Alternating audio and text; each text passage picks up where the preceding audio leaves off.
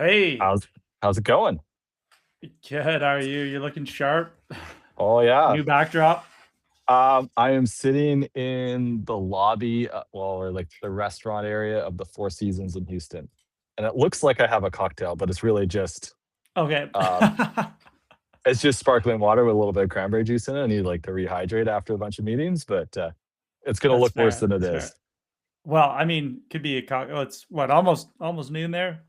It's pretty I close. Yeah, it So. might be poor form to be having highballs going into a client meeting, but you know. Yeah. So how Uh, you doing? Doing well. Doing well. Hmm. Yeah.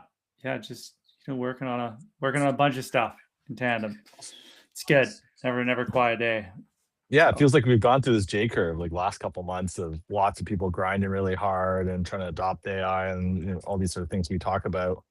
And not as much output, but the last week or so, man, it's just been a tsunami of content reached out or put out and interactions, etc. I mean, I think it just speaks to I think we might have talked to this about this before, but it's kind of like almost learning how to do your job again with AI because Totally. it's like this is such a disruptive tool. You've got to learn how to use it. You got to learn what it's good at, what it's not good at, set up your processes, and then hopefully out of the other side that leads to higher productivity, better results. And I Yeah. think we're seeing that. It's just starting to see that. So Yeah, I think there's bits of that. And it's learning how to do your job. It's learning how to work with a much bigger team. Like we're all managers now and mhm. managers of agents Yeah, and the rest. So right? Totally. That's interesting. super interesting. Yeah. Yeah. Well, I guess I mean I can chat a little bit about some of the meetings and stuff we've been having and that. I'm sure you've got some curious stuff that you want to touch on. Where do you want to start? Yeah, let's do it. Yeah. Kick us off here. Yeah, so I've been to the Houston, Dallas, bit of a whirlwind. I managed to do like a half day trip to Dallas yesterday from Houston, which was super fun. Lots of conversations. I think that the theme that we've been banging on for a long time around is sort of data centers and that evolution and its impact on power markets. The conference I was at yesterday morning presenting was more of a upstream oil and gas sort of audience, but very Yeah. interested on gas demand and the interplay of power into that space, LNG, inventory scarcity. So like some really interesting themes coming together there. Uh, Really well received. I think so. We'll get some good opportunities out the other side of it, but tons and tons of questions, and even from power traders we meet with here, it's still like the opacity of what is the real load growth you can expect with these, load queues being as congested as they are, batch zero Mhm. coming through. So the whole fog of war on that side seems to be still very topical, and I feel like we've been talking about this forever, but I it's think we still like will the theme that continue everyone's to. trying to sort through. Yeah. I mean, what's interesting to me about that, and is if we look at, I think the team released a compass report on some of the IPPs that they cover, but really around uncertainty around behind the meter generation, right? Like how much of Mhm, that is actually going to take, or at least serve that load. mhm. And we've been So, talking about it a lot. I've not. I mean, we've got a point of view on it, but I would have expected, given the amount of uncertainty around how much is going behind the meter, there would have been a more vibrant discourse around it. And so far, it's just mm, been a lot of like people nodding their heads and thinking about it. And I think the read is people acknowledge that's the theme, but it's early enough in that theme that not everyone has crystallized a point of view of what that looks like and what the boundary conditions are and forces are around it. So it's yeah. sort of an interesting moment there.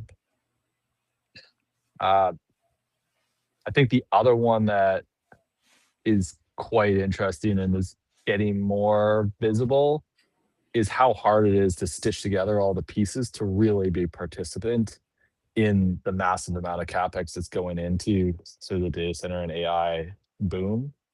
And it shows up in a couple of different ways. One being it's the capex for the energy piece of it is relatively small compared to the overall capex of the project, but it's also the gating item to a lot of these projects moving forward.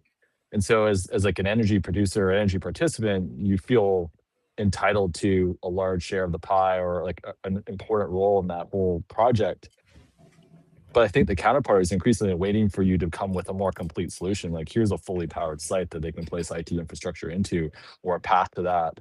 And without it, it's neither bankable nor executable. And so lots of folks have the pieces, but it's actually quite complicated to even get that sort of the energy story complete in a way that it becomes a useful increment for the overall project.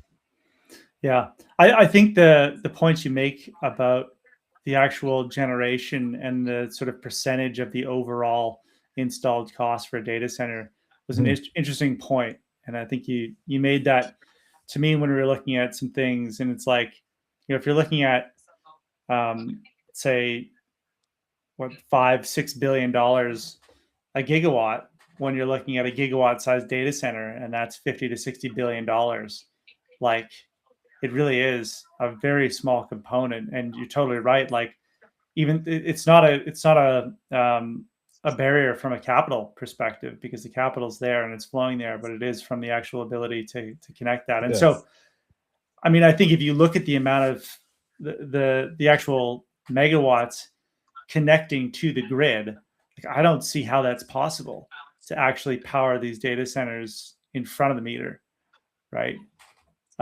So So why is it not possible? if you just look at historically, like, connections Mm. onto the grid, like, will that capacity actually be able to be served, right? And if that's the limiting factor, behind the meter makes so much sense. And Yeah. waiting to connect, beyond that. So use the behind the meter as the initial powering point. Obviously, there's risk to that, but then slowly, phase that into a grid connection.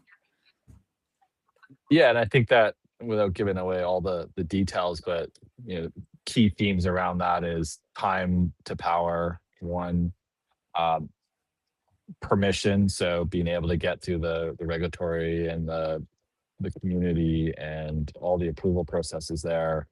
I think distribution of costs and allocation of costs, especially as you get to a larger scale facility. Uh, and then so the future state of how much bigger do you want these big sites to actually end up being? You kind of put those things together and they start to triangulate in a direction that takes you, at least initially, away from the grid and raises interesting questions about what relationship you want to have with the grid going forward. And especially at scale, there's some really interesting questions around how much power do you want to pull, how much do you want to push, what resources do you want to put on site or behind the meter, so you can sort of maximize that relationship going forward. It's Yeah, super interesting. yeah, it is. It is. Yeah. Well, what's shaking in your world? I mean, always looking at the CCS space, geothermal space. See, I mean, what's interesting to me, is we've been at least from an outside perspective, looks like we're facing a bit of a lull in Mhm. CCS. But if we look at the number of projects that are actually being turned online, it's higher than ever right now. We saw CRC's Carbon TerraVault project go online 2 weeks ago. BKV just turned their forget the name of it, but they turned another one of their projects online. So we're actually seeing projects happen, which I think is really cool to see. Mhm. And so it speaks to that narrative that projects that had conviction behind them are going forwards, and I think we'll continue to see that. And I think that there's probably, well, there's definitely some similarities with that, with, say, the whole data center narrative right now, right? You have Mm. this huge wave of announcements, optimism around projects going forward, and only a fraction of those get built, and it's the ones that really had the teams behind them to execute on them, are the ones that are continuing, right? Yeah. It, Um, it strikes me that a lot of these opportunities require coalitions to succeed. Very few are able to go and do it on their own, or if any, you talk about you need to have the subsurface piece of it, you need to have access to the emissions, you need to have the transport. That's within the CCUS ecosystem. We're making similar stories around if the end goal is power compute, like, can you get land? Can you get power? Can you get the IT infrastructure? Can you get the offtake for the compute on the other side of it? Like, without that concert of components, you don't have anything, and they're fragile systems because not too many people can put those things together. Yeah, no, totally. But other things that surprise me with this whole world are just the differences in costs when you're looking at data centers, Mhm. because we're looking at these CCS wells ever since the ADM Decatur incident are looking at being more corrosion resistant, Mhm. right? And so using higher grade chrome steel rather than just carbon steel, like talking about like 25 chrome, it increases the overall installed cost of these tubulars by like 400 million over Yeah. the next 5 years, which is like just seems like nothing when we talk about So data centers. this came up in a couple conversations of like, is that overkill? Is like 25 chrome overkill? Is there a middle ground? And what, like, how would you screen for that middle ground? I don't know if it's overkill because I don't know if I think the like any failure that happens is going to be far more detrimental, not only to that project, but to the industry as a whole Mhm. than just using a higher grade steel. I mean, to some extent, it might be overkill, but if you look at the percentage increase in the actual well cost itself, Yeah. it's quite a bit smaller. Like the steel cost, sure, it's higher. You're looking at, I don't know the exact numbers that we have, but from a steel perspective alone, yeah, I mean, if you're looking from a carbon steel to like a 25 chrome, yeah, it's like a 5 times increase in price. But if you look at the well cost itself, it's maybe like a 13% increase. But Yeah. you're still going to have to use some level of corrosion resistant steel. And in that case, that makes that overall well cost delta even smaller. So I Yeah. think the insurance that it gives you that this project can inject and operate, like these projects are injecting for ideally 25, 30 years, right? Mhm. um, that's longer than like any unconventional well. You'd be looking at very like large oil fields to be producing for that duration as well. Like it's Yeah, I guess the analogy that listening to you that comes to mind is casing strings, and as you've looked at, basins, especially overpressure basins, like the first wells had inevitably more intermediates casing strings than what as we optimize down and get more comfortable with yeah, drilling and how the geology behaves and how to manage those risks, you stop, the amount you get, you can dial in the insurance better to like place the intermediates where they need to be. And maybe the right answer is like Chrome 17, but or 17 Chrome or whatever the right way of saying that is, but you start at yeah, 25, and as you get comfortable, you can refine and narrow and carve out costs. totally. Like I think the problem is the industry started maybe too with grades that were too low to begin with, Mhm. and that's where we saw failure. And now it has to go in the opposite direction for a while to prove that these Yeah. these wells can work and they can operate with integrity for the duration of those projects. And yeah, to your point, I totally agree. If it can be proven that those grades work, they will be revised down. And I think it's just we started um, too low to begin with. Right. Yeah, it's interesting because I'm actually going to a forum on injection well fireside chat here in Canmore at In 11 o'clock Canmore. in Canmore. Why is there an injection well forum in Canmore? Just bringing Canadian operators out here. So Everyone's just moving out to the hills. Like, we don't want to go back into town. We'll just do it from here. they're following me, I guess. Yeah. Where is that being hosted? It's at the Bain Inn. Yeah, Very cool. Maybe we should start yeah, hosting events up there. we should. Yeah. I'm ready to move out and spend all my time there too. So it's very relevant, and Yeah. it'll be interesting to hear what Canadian operators have to say because I think there's less experience up here. Mhm. Well, no, I wouldn't say that. Shell's been operating for a long time.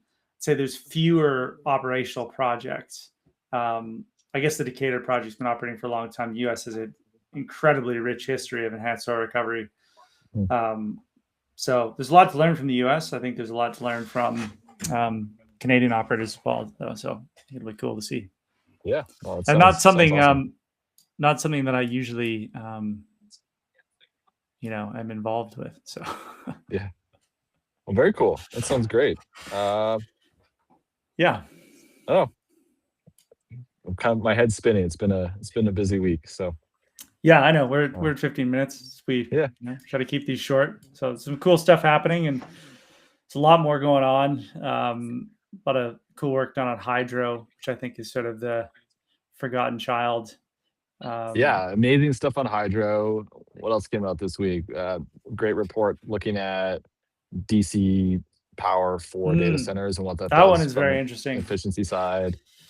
Yeah, Updates to our IPP valuation. A really cool report also on organic load growth. So kind of think base load without the key growth levers in there, and how population and composition of GDP and all those sort of elements are influencing what we're experiencing and where we're experiencing load growth. yeah, So just a handful of things. Oh, updated sort of wind forecasts, all kinds yeah. of good stuff. It's been a busy week. It has been hard to stay Yeah. on top of it all. That's for sure. Totally. All right, man. Well, let's leave it there. And thanks for everyone that dialed in here, and looking forward to chatting more. Yeah, absolutely. Hopefully, got more people viewing it more reasonable hour. Although I think the early one is very reasonable as well. So, It's much easier for at least me to schedule. So I like me it better. too. Yeah. All right, bud. Anyways, enjoy the rest of the road. Yeah. Yeah, safe travels. Do that. Thanks. We'll see you soon. Yeah, see ya. Cheers.